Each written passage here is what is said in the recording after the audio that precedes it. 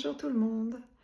Alors aujourd'hui, je vous refais une petite vidéo pour mes partages de vie et de coaching.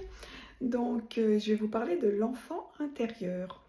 Alors, expérience personnelle dont je vais vous parler.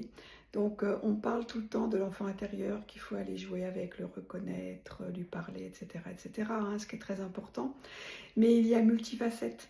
Et en fonction, en fait, il faut adapter ce que vous allez faire avec votre enfant intérieur en fonction de votre vie, de votre histoire, de votre passé, de vos traumas de la problématique du moment. Donc moi, je vais vous raconter une expérience personnelle. Mon enfant intérieur, bon, je suis passée par tout un tas de ces facettes-là que je viens de vous dire, mais l'expérience que je voulais vous parler est un peu spéciale. C'est qu'en fait, il a fallu que je le réconforte. Je lui ai parlé, réconforté, etc. Mais ça a été au-delà. C'est-à-dire que je l'ai carrément, que ce soit à l'intérieur de moi, mais c'était presque physique, extérieur. J'ai passé en fait toute une période de sommeil avec mon enfant intérieur au creux de mes bras pour le protéger, lui parler, le rassurer. Ça a été une expérience absolument incroyable. Donc pour mon enfant intérieur et pour moi-même, c'était une magnifique expérience qui m'a beaucoup fait avancer, beaucoup aidé.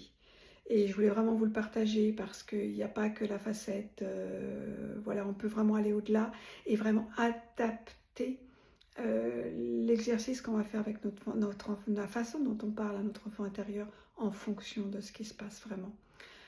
De la problématique que vous avez et votre passé.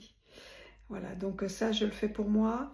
Je le propose aussi en coaching, hein. Quand on aborde l'enfant intérieur, eh bien on voit justement, on adapte vraiment les exercices en fonction.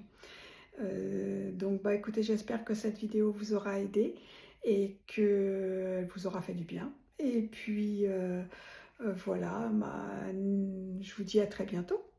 Au revoir.